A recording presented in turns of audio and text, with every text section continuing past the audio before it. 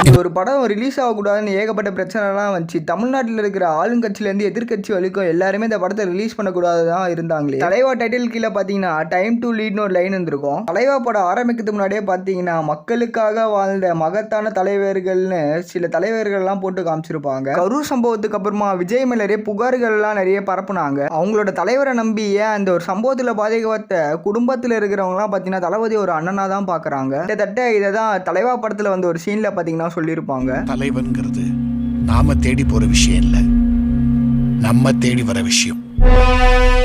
உங்களை கூப்பிடுறாங்க, அவங்களுக்கு தலைவனா கூப்பிடுறாங்க.